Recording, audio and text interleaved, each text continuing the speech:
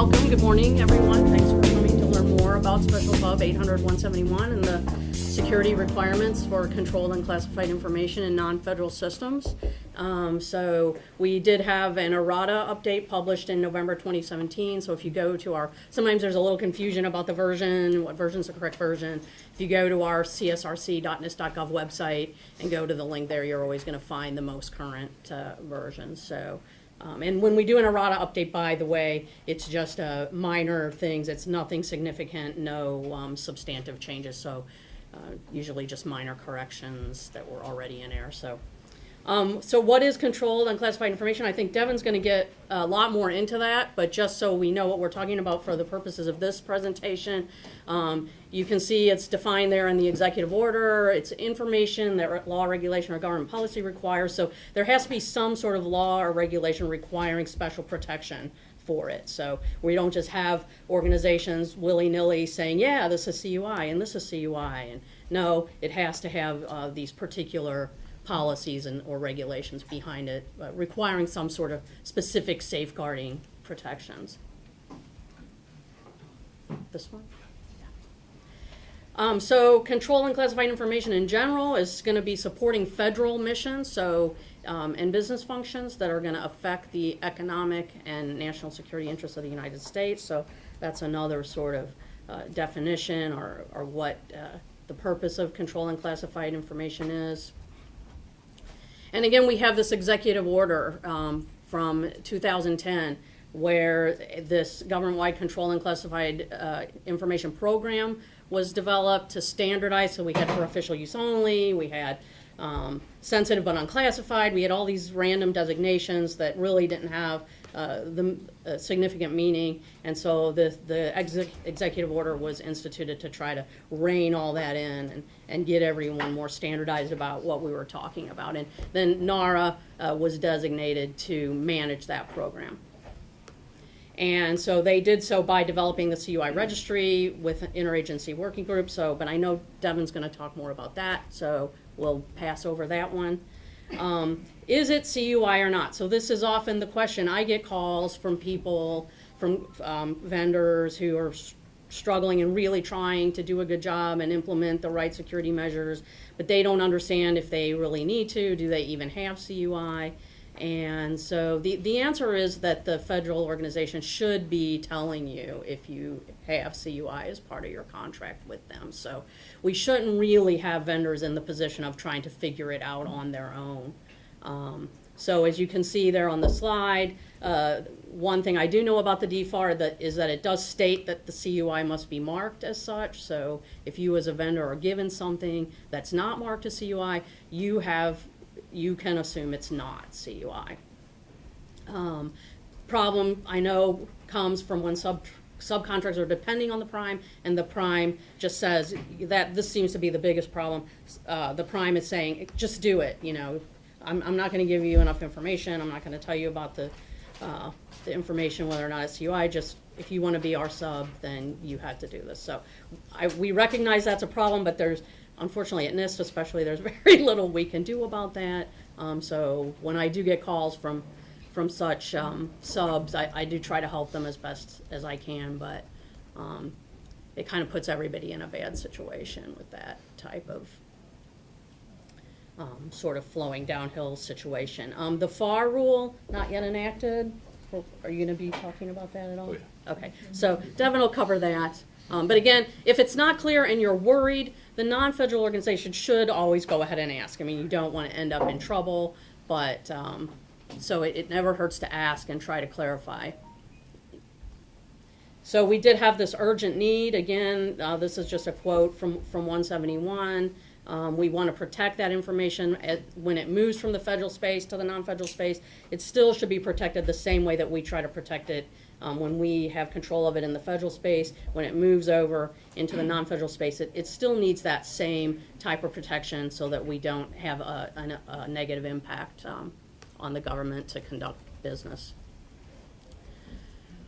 So we talk about the pub is protecting CUI in non-federal systems. So first we define federal systems, which is actually conveniently defined for us in the FISMA, the Federal Information Security Management Act, now the Federal Information Security Modernization Act of 2014. But in any case, in both cases, it's defined, a federal system is defined in this way: an information system used or operated by an executive agency, by a contractor of an executive agency, or by some other organization on behalf of an executive agency. So it's that on behalf of language that sort of ropes the contractors in to compliance with FISMA.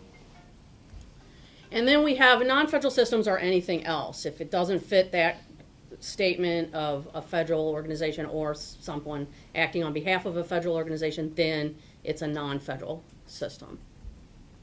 And a non-federal organization, of course, is an entity that owns a non-federal system. And so some examples, we might have federal contractors.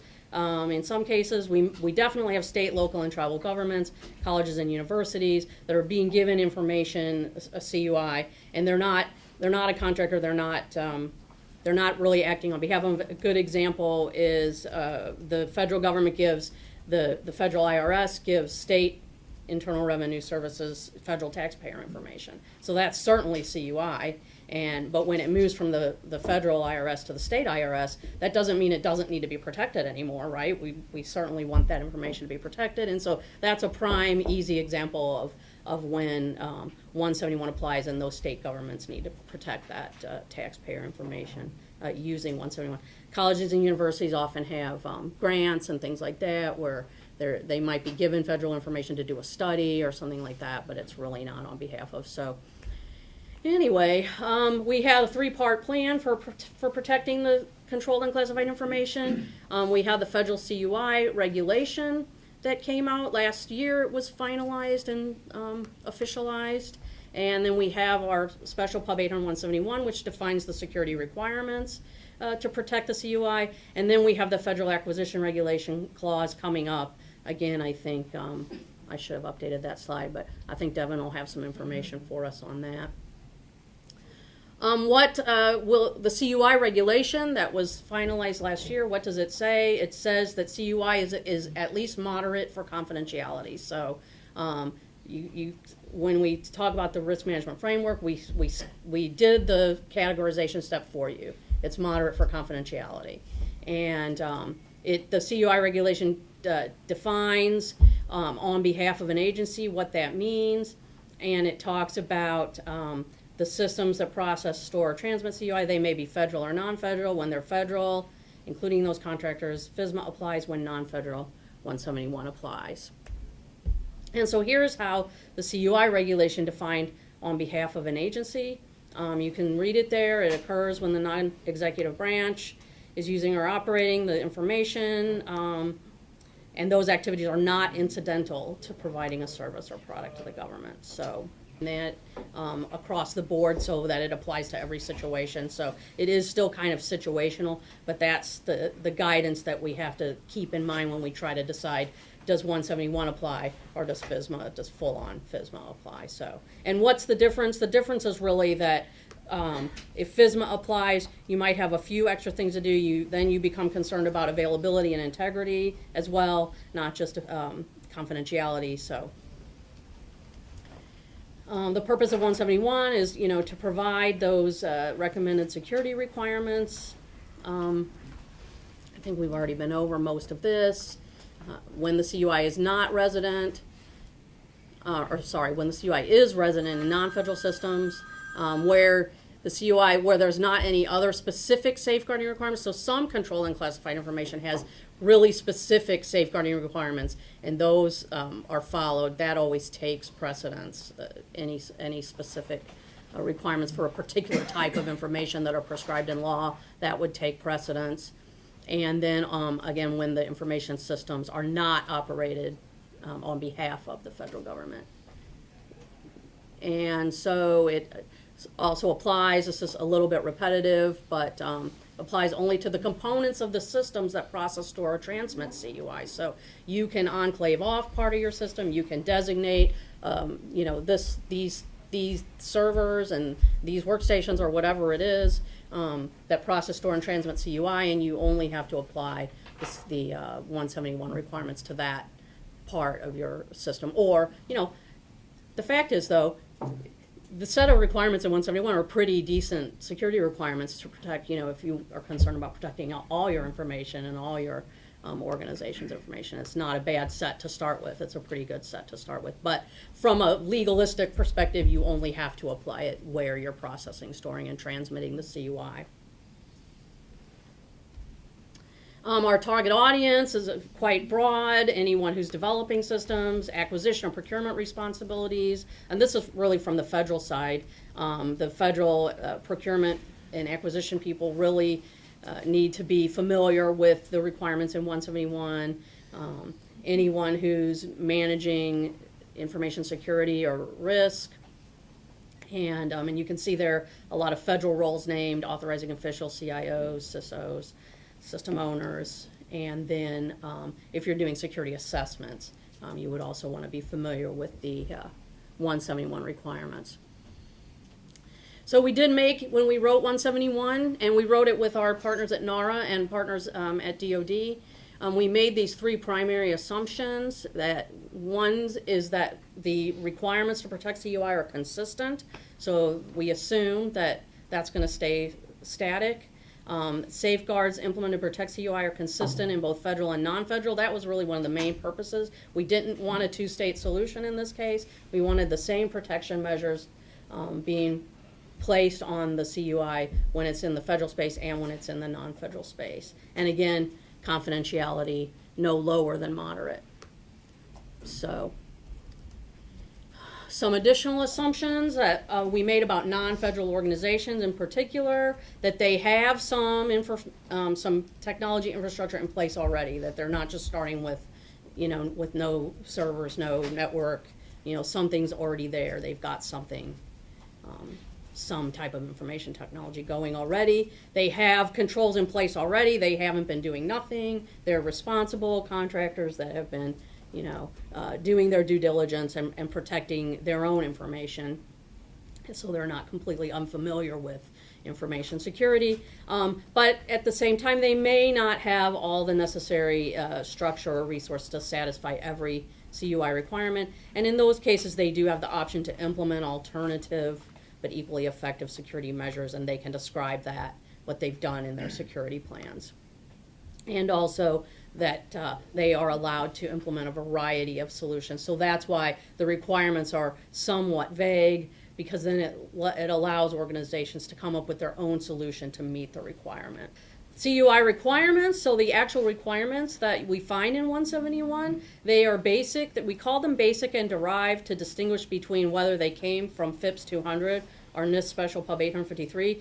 So I've gotten the question before, does derived means it's optional? No, it's all required. All the requirements are required, whether they be basic or derived. Again, it was just a way to designate where we pulled those requirements from. So when they came from FIPS 200, which is even more high level, much more high level than 53, those were the basic requirements. And then when we needed to pull from 853, is everyone familiar with 853? I keep talking about it. Anyone not? So 853 is a security catalog of controls, so it's quite a large set. And we have in 853 defined low, moderate, and high impact baselines. And so what we find in 171, wherever FIPS 200 didn't cover the moderate baseline for confidentiality, we filled in with the derived, what we called the derived requirements from 53. So that's how both of those came into play. We had to make sure, because again, we didn't want that two-state solution, we had to make sure that everything in the moderate baseline that supported confidentiality was included in 171. So that's how we came up with that. And then we tailored that set to eliminate requirements that are uniquely federal, for instance, the authorizing official, various things like that we didn't need for the non-federal organizations to do, or the control or the requirement was not directly related or didn't directly support confidentiality. So if it was, for instance, most of the contingency planning family supports availability, so there's almost no contingency planning requirements in 171. So we tailored all of those controls and requirements that support availability and integrity. Now, of course, integrity and confidentiality are closely linked, so you're going to get a lot of integrity protection by doing the confidentiality protections. But there's a few integrity-only controls that are requirements that aren't in 171. So, and then the third thing was that we expected the requirement to be routinely satisfied by non-federal organizations without us specifying. So, for example, we would expect or certainly hope that organizations, again, if they're doing their due diligence, they have policies and procedures in place. They have some security policies and procedures in place already. So we didn't specify that they had to do that. But of course, we're expecting that they did. So that's kind of a little bit of a squishy area there, but really, again, if you're doing your due diligence, you really should have some of those policies and procedures in place anyway, whether you're following 171 or not. So here's the families. In Special Pub 853 right now, in Rev 4, there's 18 families. So here in 171, we have 14 families, and you can see them listed there. How am I doing on time, GP? You're absolutely fine. Great. So the structure of those security requirements that we find in 171, again, I talked already about the basic security requirements that came from FIPS 200, and those are going to be even more high level than the derived requirements from Special Pub 853. But they're all in there. And here's an example from the configuration management family. We see the basic requirement, 3.4.1. Establish and maintain baseline configurations, and so on. So that's pretty high level.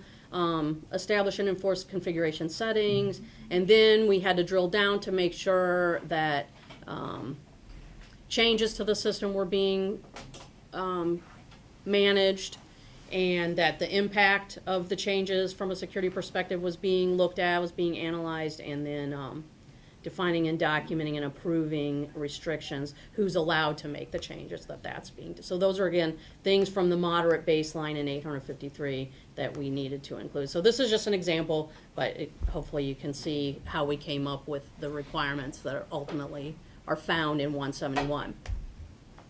And then to help bring it all together, we have these two appendices. Appendix D has the mapping tables, which maps the requirements from the 171, the CUI requirements, to ISO 27001. So for a lot of you in the contracting world, you maybe were already following ISO 27001. So we wanted you to be able to see what you've already done and how that is going to apply to the requirements in 171. And then, of course, also map to 853. And that can help you if, you know, in some cases it might be challenging to really, if you don't have good security expertise at your organization, to even understand what the control means. And so there's a lot of more detailed information in 853 that's just, so that mapping is just intended to help you, give you another place to go that might get you started down the road to getting the security requirement put in place. And then we have Appendix E, the tailoring criteria, and when I talked about this, in that Appendix E is a table that shows the whole set of the moderate baseline from 853, and then it shows where we tailored it out, or if we tailored it out. If we tailored it out, was it because it was uniquely federal? Was it because it didn't support confidentiality? Was it because we expected it to be routinely satisfied? Or then the other fourth category is it is a CUI requirement. So you'll find four different items in there. Oh, okay, I put these, I think I added these in this. I didn't have excerpts in my previous presentations anyway. So this is an excerpt from Appendix D. That's the mapping. So you can see the awareness and training family, the basic requirement that came from FIPS 200, and then you can see that that maps to AT2, security awareness training, which in turn maps to the A.7.2.2 and so on from the ISO 27001. So you can kind of see how it all ties together and where you are if you're using one of those other control sets already. And then here is the excerpt from Appendix E. And so you can see, so NFO is the, we expected organizations to routinely satisfy that. So there's your policy and procedures. You can see the ones labeled CUI are the ones that are part of the CUI requirements. And then we have another NFO. I don't think I could find one that had all four choices that I could fit on the page. But timely maintenance, that NCO means it does not support confidentiality. So, and timely maintenance, of course, would be an availability supporting control. So that's what those appendices look like. A little bit about 171A. We have 800-171 Rev 1, and then we published that errata. For consistency with 171A, in fact, when we went through and we were writing 171A, we found that's where we were finding some issues, some sort of where minor clarifications were needed. We added some footnotes and so on. And then we developed 800-171A to help organizations with assessment procedures so that they can do a self-assessment and perhaps use that information to demonstrate compliance to DoD organizations, perhaps. There's also, at the same time, or around the similar time, another NIST organization, MEP, put out a handbook, 171 Assessment Handbook. They're very similar. They come at the problem from sort of two different angles. They both pulled, so has anyone looked at the handbook? The MEP handbooks? A few of you have. And then 171A, has anyone looked at 171A? Okay, great. So, thanks, Devin. Yes. For just as an example, so a lot of the information in both the handbook and 171A came from 853A, which is the assessment procedures for 853 control sets. So all of the, for instance, in the handbook, it says who should I talk to, what should I look at. All of that is exactly the same thing as the assessment objects that came from 853 and that are in 853. Sorry, that came from 853A and that are found in 171A. The same things. So across those three pubs, those items are basically exactly the same. So then the other difference is the MEP handbook comes at it from asking you questions. Did you do this? Do you have this? Whereas 171A is more high level, assumes maybe more knowledge on the part of the security staff, and just says, determine if your organization did this or not. And then again, you have those assessment objects to look at, to interview. Who should I interview? What should I look at? What should I test? We did have our public comment close on 171A. It's still in draft. Closed January 15th. We're working on those. In fact, we should have we're going to all start looking at a new draft that took into consideration the comments that were made. So we should see the final public draft come out within the next month or so. And then 171A finalized probably around the late spring or summer time frame. And here's a little bit more about 171A, assessing security requirements for CUI. We provide that methodology to determine if the safeguards, the security requirements, how you've implemented them. Are they implemented correctly? Are they operating as intended? Do they satisfy the requirements in 171 to protect the CUI? You can use it and do a self-assessment. You can have a third-party assessor apply it and use it in your organization, or the sponsoring organization could use it. Again, it is aligned with 853A, as is the MEP handbook. There's 3 assessment methods: interview, examine, and test, and assessment objects relevant to each requirement. So again, if the test method or if the assessment method is examined, what should I look at? Should I look at this policy? Should I look at your logs or whatever? Or if it's interview, who's the right person to interview?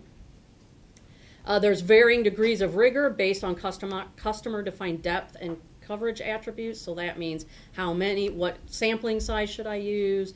Should I look at every single procedure? How much in depth should I apply? Should I just skim it and make sure everything's there? Or should I read every word? and really make sure that it's exactly right. So that organizations have the option to apply the degree of rigor using depth and covered attributes, and that all comes out of 53A as well. So if you look at 171A and there's not quite enough there, you can always get some additional information by looking at 53A. And this is something that we struggle with 53A, and we expect to also struggle with in 171A. Those assessment methods and objects, there's 3 assessment methods. There's multiple assessment objects associated with each assessment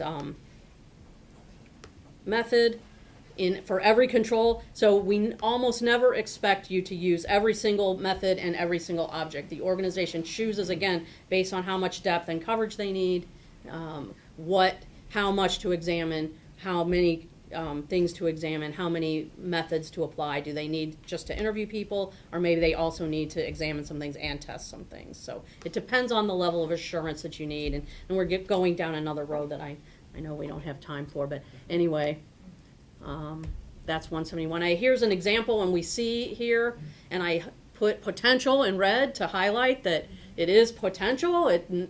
There's no assumption that you would examine every single one of the things in that list. You pick out a few that you need to, if you're the assessor, what gives me a warm and fuzzy feeling? What gives me the assurance I need so that I can write down, this is good, there's no risk here, or the risk is acceptable here? What do I need to examine to really feel that type of assurance? So that's what you should be thinking about when you're determining if you're going to do an assessment, or you're going to have someone do an assessment for you. You can specify to them what you want them to do and what you want them to look at.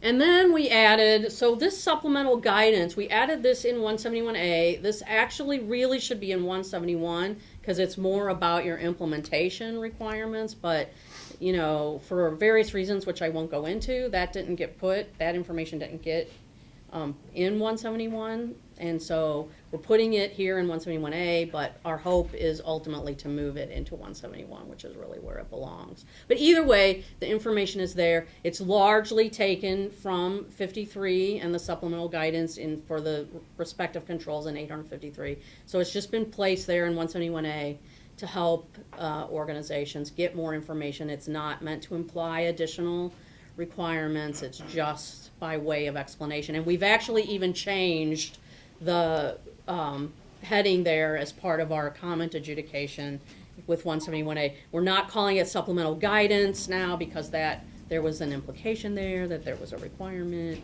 in some people's minds. And so I think now it's been changed to supplemental information, or something a little softened from guidance. So just so there, we don't want any trouble. So just trying to help people out with more information. So and then here is a list for 171 and 171A additional resources for you. There's the MEP handbook. There's the CUI registry link. And then if you're interested in DFARS and DOD issues, there's 3 bullets there at the bottom that might provide you with some additional information. And that last bullet, of course, a point of contact that you can go straight to DOD with your DFARS questions. So they are the appropriate entity to ask those questions of. And that is it. There's our contact information. If you have questions, especially if your questions are about 171, what we meant by the control statement, of what the intent was, for implementing the control, please do contact us with those types of questions.